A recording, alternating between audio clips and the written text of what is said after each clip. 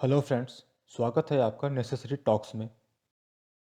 जैसा कि आप जानते हैं कि यदि आप कोई बिजनेस करते हैं तो बिजनेस में इनकम के लिए आपको कुछ खर्चे करने पड़ते हैं। उन खर्चों की आपको टैक्स में छूट मिलती है। मींस जो आपकी ग्रोस रिसिप्ट होती है उसमें से एक्सपेंसेस लेस किए जाते हैं और जो फिर आपकी नेट इनकम होती है उस पर इनकम टैक्स लगाया जाता है।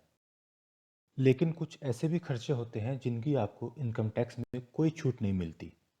और आज हम उन्हीं खर्चों में से एक ऐसे खर्चे की बात करने वाले हैं। लेकिन इससे पहले यदि आप हमारा वीडियो देख रहे हैं तो प्लीज़ इसे लाइक करें एंड सब्सक्राइब करें। तो चलिए अब हम बात करते हैं ऐसे खर्चे की जिसकी इनकम टैक्स में कोई छूट नहीं मिलती। यदि आप कोई बिजनेस कर रहे हैं और उस दौरान आपने सिंगल डे में सिंगल पर्सन को 10,000 रुपये से ज़्यादा का कैश पेमेंट किया है, मीन्स आपके द्वारा किया गया पेमेंट अकाउंट पे चेक डीडी या फिर ईसीएस के अलावा है, तो आपको उस खर्चे की कोई छूट नहीं मिलेगी।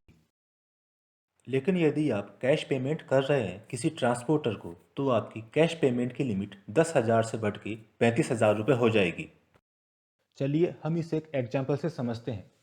मान लीजिए आपने सिंगल डे में सिंगल पर्सन मिस्टर ए को 10,000 रुपये से ज़्यादा का कैश पेमेंट किया है। चूंकि यहाँ पर आपने 10,000 रुपये से ज़्यादा का कैश पेमेंट सिंगल डे में सिंगल पर्सन को किया है तो आपको इस एक्सपेंस की छूट नहीं मिलेगी।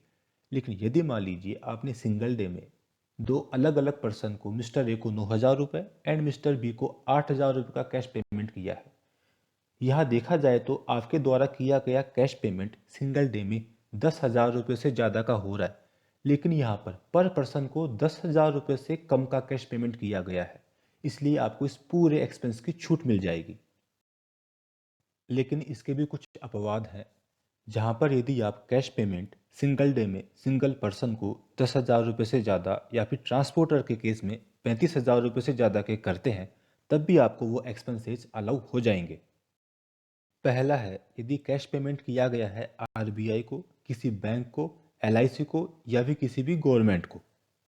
दूसरा है यदि कैश पेमेंट किया गया है किसी भी किसान को या फिर किसी ऐसे पर्सन को जो कि एग्रीकल्चर प्रोडक्ट को सेल करता है। थर्ड है कैश पेमेंट उस समय किया गया है जब बैंक बंद हो और पेमेंट करना जरूरी हो।